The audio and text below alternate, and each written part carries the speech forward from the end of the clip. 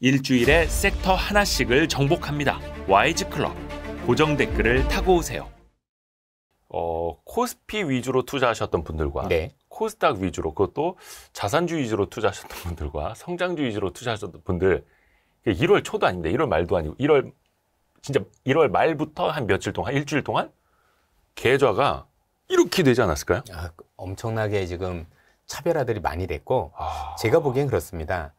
오늘까지 해서 일부 PBR 저평가주들이 올라왔는데 예. 그 종목들이 지금 주가 하락한 게 몇 년 동안 했거든요. 사실 들고 계셨던 분들은 대부분 제가 볼 땐 물려있던 분들.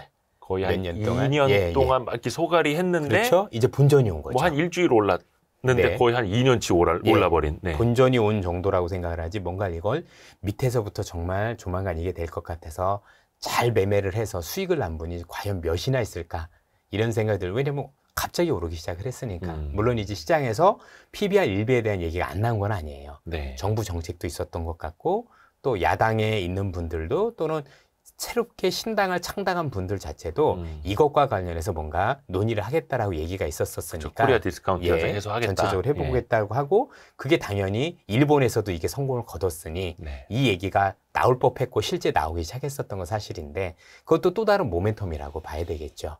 그리고 제가 그 관련해서 그 종목들도 보니까 최근까지도 기관도 이 관련 종목들 싹 비우고 있었더라고요.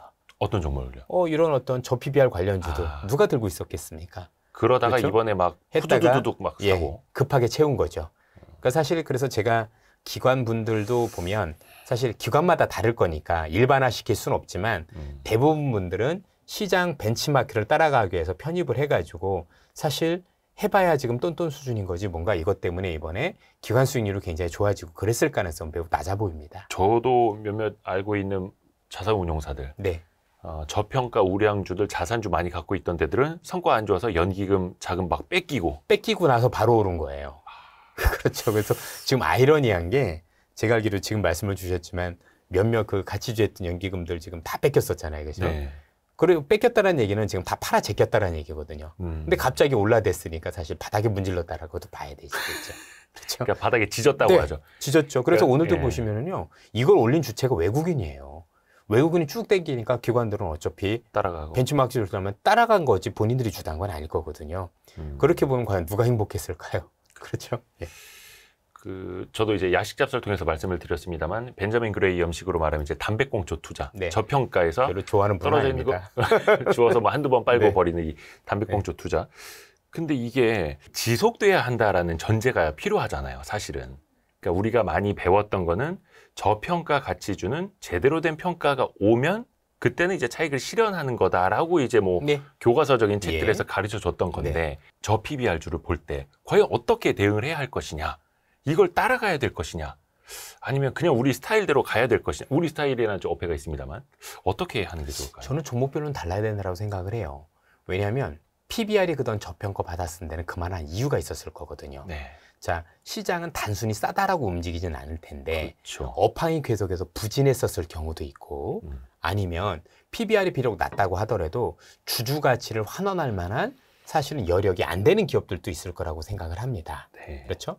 일본에서 많이 오른 기업들 대부분이 사실 저평가됐다라고만 해서 PBR 1배를 찾은 건 아니거든요. 네. 그래도 그 뒤로 이제 꾸준히 돈도 벌기 시작을 했고 번 돈으로 그동안 하지 않았었던 자사주 소각이라든가 아니면 배당을 더 많이 준다든가 여러 가지 어떤 방안들을 통해서 주가가 올릴 수 있는 모멘텀을 지속적으로 만들었기 때문에 가능했었던 건데 네. 지금 같은 경우는 잘 아시다시피 일단은 굉장히 저평가 중에서도 최악으로 제일 싼 기업들, 예를 들어서 보험주들 중에선 하나생명이나 하나 그 화재가 대표적인 예를라고 들 수 있을 것 같고 한화요? 예, 한화. 예. 오늘 뭐 흥국생명도 그래서 상한가를 들어갔었던 그렇죠. 것 거기 같고 태광산업 그 예, 계열이잖아요. 맞습니다. 예, 이렇게 쭉 올라갔었던 건데 뭐 너무 극심한 저평가 정도가 일단 어느 정도 해소되고 나면 네. 거의 대부분의 기업들은 추가적으로 상승할 수 있는 여력들은 낮아질 것 같아요. 그리고 그 추가적인 상승이 PBR 1배를 얘기하는 건 아니에요.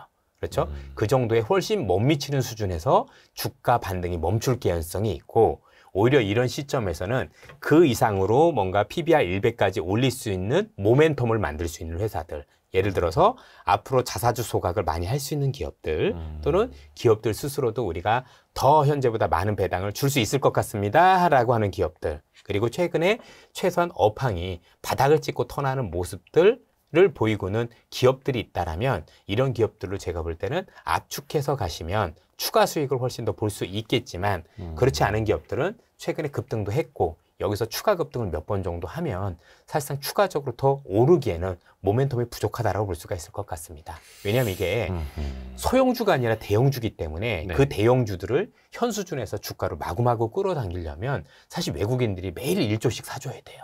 그렇죠? 근데 그렇지는 않을 거잖아요. 그러면 현재 수준보다는 매수세가 조금 잦아든다라고 보면 거기서는 이제 대부분의 종목들이 더 올라가는 게 아니라 거기서 선멸해서 사실 올라가는 모습들이 될 거니 이런 어떤 흐름들에 대해서 우리가 고민을 많이 하셔야 되지 않을까라는 생각이 듭니다. 진짜 저 PBR을 탈피할 수 있을 정도로 주주 환원을 약속하는 기업과 약속할 수 있는 기업들, 그냥 저 예. PBR이어서 테마성으로 같이 가는 것들은 이제 나중엔 차별화가 된다. 차별화가 많이 될 수밖에 없죠. 예. 그러네. 왜냐면 싼 데는 그만한 이유가 있다고 생각을 하거든요. 아하. 예. 근데 이제 너무 극심하게 싸졌으니 그건 해소될 필요는 있다라는 데 동의하지만 그게 저는 PBR 1배라고 생각지는 않는 거죠. 어떤 기업들은 PBR 0.5배 정도까지 올라와도 더 이상 올라가는 모멘텀 찾기 어려운 기업도 있을 거니까. 그렇죠? PBR 0.1배짜리가 PBR 1배까지 가려면 10배 오르는 거예요. 그렇죠. 그렇죠? 예. 근데 그게 가능하겠습니까? 그래서 이것도 거버넌스에 따라서 예. 그 회사, 그 그룹의 회장님의 마인드를 이번에 바꿀 수 있을 것인가? 그게 제일 중요하겠죠. 그렇죠. 예. 아니면 원래 주주 환원을 잘 해왔던 기업인가? 아니면 그렇죠. 안 했었는데 이번에 좀 뭔가 바뀌는가? 그러니까 몇 가지가 필요해요. 왜냐하면 자사주를 소각을 하려면 일단 자사주를 살 수 있을 정도 돈이 있어야 되잖아요. 그렇죠. 예. 그럼 재무제표가 어렵거나 아니면 잉여현금이 없는 기업들 같은 게 여기 해당되지가 않겠죠. 그렇죠. 그렇죠. 그렇죠? 그런 측면에서 일단 바라봐야 될 필요가 있고 두 번째는 그동안에 우리가 알고 있는 자사주를 많이 쌓아놨던 기업들이 있겠죠. 네. 그렇죠? 그런 기업들도 뭐 달라질 수가 있겠죠. 뭐 전체적으로 보니까 오늘 뭐 증권사 하나 보니까 대주주가 자사주인 기업도 있더라고요. 대주주 1위가. 그죠? 네네네. 뭐 있습니다. 예, 있습니다. 한 군데 있죠. S사 그렇죠? 말씀하시는 아니요. 뭐 D사 뭐 이렇게 해가지고 있던데 회장님 지분보다도 자사주 지분이 한 2배는 더 많더라고요. 예. 또 그런 기업들도 있을 거고. 그 D사. 예. 네네. 어쨌든 간에 그게 좋다 나쁘다가 아니라 이거를 소각할 수 있을 가능성이 높은. 그러니까 자사주도 많아야 되고 또는 없다라면 자사주는 살만한 부분들이 있어야 되고 배당이라는 것도 그렇잖아요. 네. 배당이라는 게 내가 돈을 지금보다 훨씬 더 많이 벌어서 주주들한테 이익을 상당 부분 돌려주는 건데 돈을 벌고 있지 못하다라면 배당이 늘어날 가능성이 없잖아요. 그러면 추가적으로 이익 모멘텀을 받는다라고 보기는 어렵죠. 그래서 자사주를 매입할 수 있는 잉여 현금 흐름이 있는지 과거에도 매입 소각을 했었는지 예. 또 최근에도 보니까 기아도 이제 자사주 매입 소각 발표를 했고 삼성물산도 그렇고 일단은 제일 좋은 게 어떤 기업들이냐면 지금 정부가 정책을 시행할 때 적극적으로 호응해 줄 수 있는 기업들. 보조 맞출 수 있는 예, 기업들. 보조 맞춰줄 수 있는 기업들. 이런 기업들이 1차적인 대상이 된다라고 보셔야 되겠죠. 예. 왜냐면 어쨌든 정부도 정책을 냈고 그 정책이 어쨌든 효과가 있어야 될 거고 이제 정부가 나를 따르라 했었을 때 따를 만한 기업들은 그래도 어쨌든 간에 이런 의지가 있는 기업들이 될 수가 있는 거니 네. 또 하나는 주인이 없는 기업들도 되게 편하죠. 금융회사들이. 예, 금융회사들. 어차피 주인이 은행지주, 없으면, 예, 은행지주. 은행지주들 같은 경우는 또 정부의 말을 잘 따를 수밖에 없는 입장인 거죠. 예, 그런 입장에서 놓고 보면 굉장히 적극적일 가능성이 높다라고 봐야 되겠죠. 근데 은행지주사뿐만이 아니라 또 그 사업지주사들 있지 않습니까? 뭐 예. 주, SK, LG. 그런 기업들도 가능성이 있습니다. 지주사들 많이 또 오르더라고요. 일단 왜냐하면 지주사를 가지고 있었다는 기업들 자체를 보면 기본적으로 회사가 크다라는 얘기잖아요. 네. 그렇죠? 홀딩스라는 개념이 있는 거니까. 그럼 지금 이제 지주사를 가지고 있다는 얘기는 기업의 이익이 전부 지주사로 이렇게 오게 되는 거잖아요. 네, 네. 그렇죠? 근데 그 왔던 어떤 그 이익들이 굉장히 크다라면 그렇죠? 충분히 정부의 시책에 호응할 만하다라고도 봐야 되겠죠. 그러니까 모든 기업들이 그런 건 아니니까. 그런데 지금 하나하나 잘 보시면은요. 의외로 지금 정부 시책에 빠르게 대응하는 기업들도 있어요. 뭐 앞서도 말씀드렸지만 금융사들 중에서는 지금 하나금융지주가 처음부터 대놓고 자사주 소각으로 첫날부터 발표를 했고 네네네. 또 이제 S그룹 같은 경우도 물산이라는 기업 가치도 그죠? 벌써 삼성물산. 일조를 했다라고 네. 했고 이미 벌써 발표들을 마구마구 하고 있어요. 예. 그렇죠? 그렇게 하면 앞으로도 그럴 수 있는 기업들이 꽤 늘어날 수 있다는 얘기가 되는 거니까 요것들과 관련해서 발표하는 기업들은 추가적인 모멘텀이 있다라고 볼 수 있겠죠. 그리고 그런 것들을 발표할 만한 기업들이 사실은 눈에 훤히 보이잖아요. 나름대로는. 그래서 그 안에서 뭔가 여러분들이 승부를 보더라도 보셔야 되는 게 맞지 않을까 싶습니다. 최근에 가장 화두가 되고 있는 코리아 밸류업 프로그램. 네네네. 요게 과연 워킹을 할 건가? 예. 그게 이제 지금 핵심이거든요. 그렇죠. 자, 그러면 이번에 이 코리아 밸류업 프로그램이 작동을 하는지에 대한 부분은 네. 쫙 과거 한 30년 전으로 내려가 보면 우리나라에 저퍼 혁명이 있었죠. 네, 그게 92년도에 우리나라 시장을 개방을 하면서 그때 바이코리아 막 이럴 때요. 네. 그러다 보니까 저퍼가 뭐지? 제가 94년도에 입사를 해서 너무나 잘 알고 있어요. 그때 저퍼 혁명이 일어가지고 기업을 분석할 때는 PR, 네. EPS를 분석해서 PR 가지고 하는 걸로 해서 제가 리포트를 만들어서 저희 부장님한테 딱 드렸거든요. 네. 아침에 발표를 했어요. 예. 그랬더니 저희 부장님이 하시는 말씀이 박세익 씨, 근데 뭐 퍼 이런 거 좋은데 네. 지금 삼성전자 7만 원인데 예. 대우전자 10,000원이야. 대우전자. 대우전자는 10,000원이야. 대우전자 기억도 못 하실 텐데. 네, 대우전자 없잖아요. 예. 그때 이제 세 종목 얘기했어요. 삼성전자 90년대. 얼마고, 네. LG전자는 얼마고, 대우전자 10,000원이야. 대우전자 싸잖아. 예. 예, 그런 시절이었어요. 그런데 PER이랑 PBR 개념이 그때 막 나왔던 개념은 아니잖아요. 네. 미국 시장에서는 이미 오래전부터. 오래전에 알려진 그 벤자민 그레엄이 그 인텔리전트 인베스터라는 현명한 투자자 책이 네. 나온 지가 1940년대 아닙니까? 네. 바로 뒤에 있습니다. 네. 바로 돼 있군요. 네. 그런데 우리나라 시장에 외국인한테 개방한 게 92년이었어요. 네. 네. 그러다 보니까 그때 우리 존리 대표님이 그때 90년도 얘기를 많이 하시잖아요. 그쵸. 네. 그러면서 우와, 아니 이렇게 개념이 저포 개념 없이 이렇게 저평가되어 있는 주식이 있나? 이러면서 한국에 널려 있다고. 네, 널려 있으면서 그때 엄청 올랐었거든요. 네. 92년도에 그 외국인 시장, 외국인 투자자들한테 개방하고 나서 92년도가 굉장히 지금하고 비슷해요. 그때 당시에 스태그플레이션 얘기가 막 나왔었어요. 제가 대학 다닐 때였는데 라디오에서 네. 스태그플레이션 얘기가 나오고 그때 미국 경기가 90년에서 91년 넘어갈 때 리세션이 있었는데 어떤 이유로 유가가 올랐냐면요. 이라크가 그때 쿠웨이트를 침공했었어요. 네. 네, 그러면서 91년도 2월 달인가 사막의 폭풍 작전 막 하고 뭐 그러면서 걸프전이 네. 나오고 그러니까 전쟁에다가 이거 또 제2의 뭐 5차 중동 정쟁 뭐 하면서 제3회, 제4회 또 오일 쇼크 오는 거 아닌가. 그런 불안감 속에서 경기는 80년대 말까지 아시아 버블이었잖아요. 그러면서 90년부터 아시아 버블이 깨지고 91년, 92년도에 물가는 올라가는데 경기는 안 좋아서 스태그플레이션 얘기가 나오고 그런 와중에 외국인들한테 시장 개방을 했던 거예요. 고육지책으로.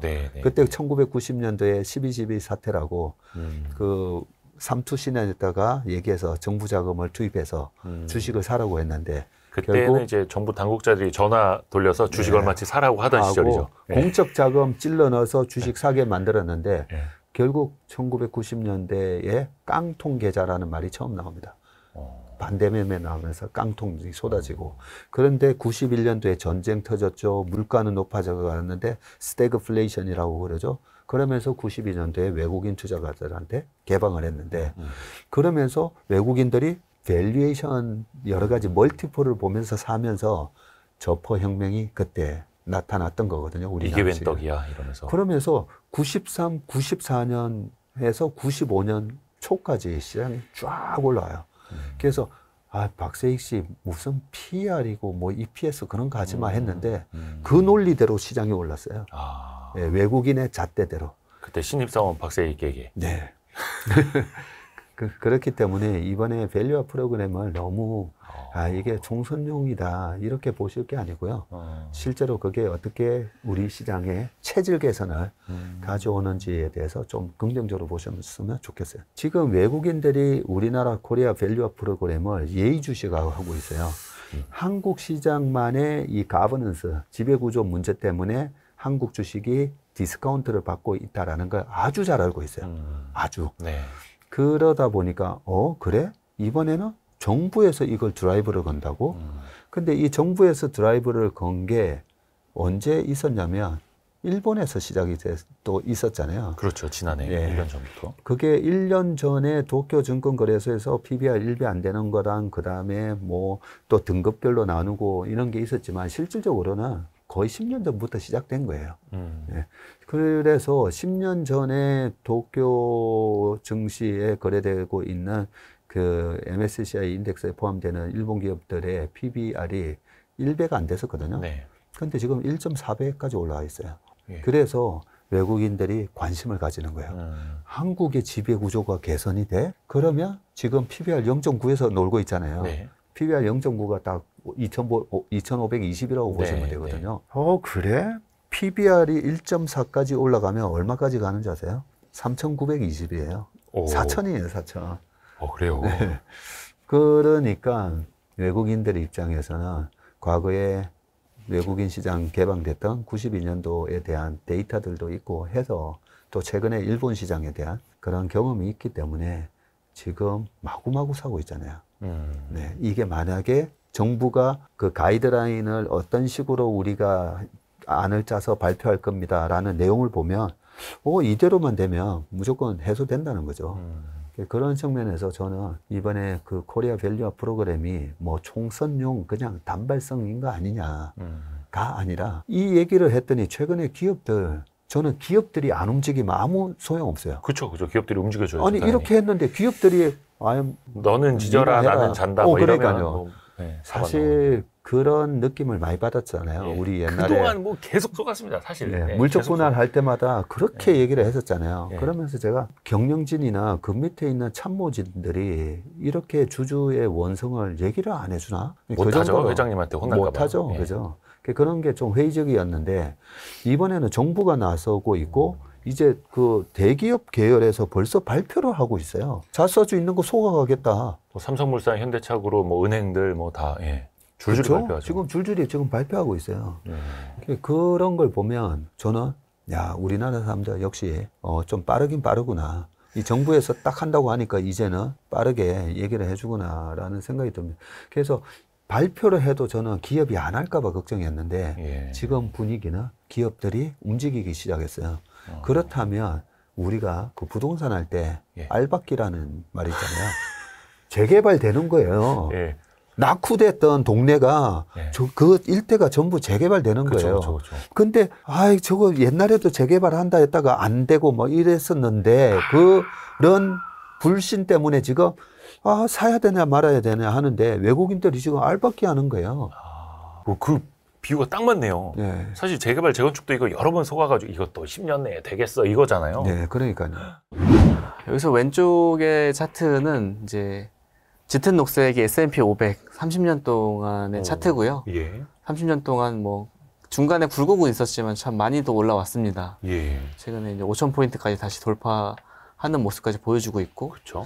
그 안에 이제 칠해져 있는 녹색과 칠해져 있는 회색이 있는데, 그런 녹색 같은 경우에는 자사주 매입 규모고요. 그리고 이제 회색 같은 경우는 배당 금액인데. 이 녹색 바 이게 다 자사주 매입이에요? 그렇죠. 바이백입니다. 오. 미국에서 하는 바이백 규모인 거고. 근데 놀랍게도 미국 증시도 1990년도 이전에는 주주 환원이 그렇게 높지 않았어요. 근데 미국 같은 경우에는 1980년도 때 행동주의 펀드들이 대두가 되고, 그때 이제 소액주주들의 어떤 일반 주주들의 어떤 그런 주주연대, 이런 사회적인 것들이 굉장히 부각되면서 그때부터 논의가 많이 됐고, 그게 이제 1990년도 때부터 미국의 바이백 시대를, 전성기를 열었던 거거든요. 바이백이라고 하면은 자사주 매입 및 소각. 미국은 소각을 무조건 하니까요. 여기는 진짜 초반에는 없었네요, 자사주 매입. 규모가 그렇게 크지 않았습니다. 일부 하는 기업들이 있었지만 많은 기업들이 다 같이 이렇게 하는 그런 흐름이 아니었고, 근데 예를 들면 S&P 500 같은 경우에는 그냥 워낙 좋은 시장이니까 그냥 오른 거 아니야? 라고 생각하실 수도 있잖아요. 그래서 오른쪽 같은 경우에는 그냥 S&P 500을 이제 100으로 놓고 그거 대비 바이백을 많이 하는 S&P 500 기업들의 상대 주가 지수를 비교했었을 때 자사주 매입 소각을 많이 한 기업이 200% 300% 주가가 더 올랐다는 거죠. S&P 500 안에서도. 현재 한 270, 280 정도 되네요. 상대강도가. 그렇기 때문에 94년 1월 1일이 100이라고 봤을 때 네. 지금 한 30년 흘렀는데 네. 자사주 매입 소각을 한 기업이 한 2.5배 네. 이상 더 올랐다. 맞습니다. 오, 이거 대단하네. 그러니까 이런 효과들이 예. 분명히 있는 거고 예. 이 미국 사례뿐만 아니라 최근에 이제 일본 같은 경우에도 사실은 주주환원 정책이 강해졌잖아요. 이미 도쿄증권거래소 사례는 이미 다 널리 알려졌고 지금 뭐 34년 만에 최고치 뭐 이 네, 얘기하고 네. 축제입니다, 일본이. 사실 일본도 이런 어떤 바이백과 배당을 이렇게 높이는 흐름들이 네. 뭐 이렇게 작년부터 시작한 게 아니거든요. 사실은 아베노믹스 시작하면서 계속 장려를 해왔습니다. 근데 그런 구체안들이 더 나오고 사실은 주주행동주의나 이런 것들이 같이 활약을 해주면서 어떤 한 가지 요인에 의해서만 바뀌는 게 아닌 거죠. 복합적으로 사회적인 요인, 제도적인 요인들이 같이 발휘가 되면서 사실 그런 기업들이 주주 환원율을 높였고 그러면서 사실 일본 니케이 지수가 계속 우상향하고 있잖아요. 네. 그리고 실제로 이런 부분에서도 외국인들의 순매수가 계속 늘어나고 있습니다. 맨 오른쪽에 있는 장표. 네, 6조엔이면 이제 60조 정도의 어떤 자금이 흘러들은 거죠. 외국인들이 들어오고 있다. 순유입이. 그러니까 이런 어떤 흐름들을 봤었을 때 실제 단순히 배당을 조금 늘리는 거라고 간단하게 생각하시는 분들이 있는데 이런 효과들이 있는 거예요. 지금 맨 왼쪽에 있는 표를 보더라도 사실 한두 해 쫙 늘어난 게 아니라 자사주 매입하고 배당이 꾸준히 우상향을 한 거네, 꾸준히. 네. 그러니까 이런 것들이 사실은 한번 방향성이 잡히면 멈추지 않는다는 거예요. 그러니까 주주환원을 한국 시장이 제대로 해줄 수 있을까라고 의심하시는 분들 여전히 많거든요. 네네네. 근데 사실은 그런 흐름들이 한번 시작되면 주주들의 요구, 어떤 사회적인 변화, 정부의 제도 변화, 기업 내부의 사정, 어떤 세대 교체 이런 것들이 계속 맞물리면서 가속화되기 때문에 이 흐름 한 번 시작되면 멈추지 않는 흐름이다. 조금 격하게 얘기하면 기업들이 어떤 곳간에 쌓여있는 곳간의 문고리를 열어줄 때까지 끝나지 않는 싸움이라고 보셔야 됩니다. 저 PBR, 그러니까 순자산 가치만도 못한 밸류가 있는 기업들도 네. 조금씩 이제 꿈틀댔잖아요. 그렇죠. 근데 또 이게 한켠에서는 막 테마주처럼 막 급등락하기도 그렇죠. 했고, 요거는 좀 어떻게 보세요? 이거는 저 PBR주 사유마요. 이게 당장 지금 수익을 많이 내신 분들도 있을 것 같아요. 그쵸, 이미? 짧은 시간에. 저는 그 부러워요. 그렇게 했어야 된다고 생각해요. 근데 저는 못해서 그렇게 기민하게 움직이진 못했는데, 그게 한 번 수익을 내고 나면, 네. 그 다음에 저 PBR이라고 해서, 또는 지금 저 PBR이는데 많이 올랐다고 해서 사는 건 위험하다고 생각합니다. 왜냐하면은, PBR하고 항상 짝꿍처럼 따라다니는 놈이 있거든요. 그게 ROE라는 놈이에요. 그렇죠. 근데 이걸 거꾸로 보면 결국에 PER이라는 놈이 되거든요. 네. 근데 쉽게 얘기하면 그런 겁니다. 여러분들 저 PBR이라고 해서 무조건 다 똑같은 건 아니에요. 네. PBR이 뭐 예를 들면 0.3배라고 해보죠. 그럼 되게 싼 거죠. 내가 가지고 있는 돈은 100만 원인데 주가는 30만 원밖에 안 돼? 그러면은 PBR 0.3 너무 싸다라고 하잖아요. 근데 PBR 0.3인 주식 A, B, C가 있을 때 모두 다 똑같이 오르는 게 아닙니다. PER도 마찬가지거든요. PER이 예를 들면 5배다. 그러면 낮아 보이죠? 네. 이익 수익률로 1 나누기 5해서 20%가 되는 거거든요. 네. 근데 A도 20%, B도 20%, C도 20%라고 해서 똑같이 오르는 게 아니라 앞으로 이익이 더 오를 놈은 빨리 오르고 네. 그중에 이익 중에 배당을 많이 줄 놈은 더 빨리 오르고 그런 식으로 일부 차이가 있는 것처럼 PBR도 ROE랑 꼭 따라 붙어 갑니다. ROE라고 하는 거는 자기 자본 대비 순이익을 얼마나 버냐. 그러면 무슨 얘기냐? 순이익을 높이 벌 수 있는 회사는 그 자기 자본의 가치도 훌륭한 거다. 그러니까 여러분들이 똑같이 100만 원을 은행에 맡긴다고 쳐보세요. 근데 이유를 누구는 1%만 주니까 10,000원만 주고 누구는 10% 주면 10만 원 주고 그러면 내가 어디에 맡기느냐에 따라서 어떤 저 PBR주를 사느냐에 따라서 나한테 돌아오는 수익이 달라지는 것처럼 네. 그러면은 10% 이유를 주는 데서 돈을 맡겨야 될 거잖아요. 그랬을 때 나의 그 자산의 가치는 달라지는 거죠. 네. 10만 원씩 꾸준히 들어오는 거랑 10,000원씩 들어오는 거랑 다르니까. 반드시 ROE랑 비교를 해봐야 됩니다. 근데 지금 정부가 하는 밸류업 프로그램의 핵심은 뭐냐 하면은 PBR을 올려라. 올려라인데 순이익을 올려라. 라는 게 아니에요. 네. 지금은. 자기 자본을 줄여라. 라는 쪽에 가깝단 말이에요. 그렇죠. 배당을 많이 해? 자사주 많이 사? 자사주 산 거 많이 소각해? 쪽이란 말이에요. 네. 이거는 한계가 있어요. 제가 그런 얘기 많이 하는데 영업 비용을 줄이는 회사 있잖아요. 원가 절감을 막 하는 회사. 네. 와이스트릿은 원가 절감 많이 하는 회사인가요? 요즘에 그래서 직원들한테 좀 종이컵 좀 쓰지 말라고 하고 있습니다. 그렇게 하루에 하면 50원씩 아끼고 있습니다. 직원들이 모티베이션이 떨어지잖아요. 진짜? 네. 떨어지죠. 안 그래도 그 얘기 하더라고요. 야, 이 종이컵 그냥 써. 그거 얼마 합니까? 그거 급여로 환산하면 얼마 안 해요. 네네. 그렇게 해야 열심히 일하고 싶다 이런 마음이 들잖아요. 네. 근데 모티베이션이 같다라고 가정해도 네. 종이컵을 아예 안 쓴다고 쳐봐요. 그럼 와이스트릿이 예를 들면 한 달에 종이컵 비용을 10만 원 쓰고 있었는데 종이컵을 아예 안 썼어요. 개인 컵 써. 100%? 그럼 10만 원 절감했잖아요. 그 이상 이익을 늘릴 방법은 없어요. 그게 아니라 내가 텀블러 사줄게. 너 종이컵 써.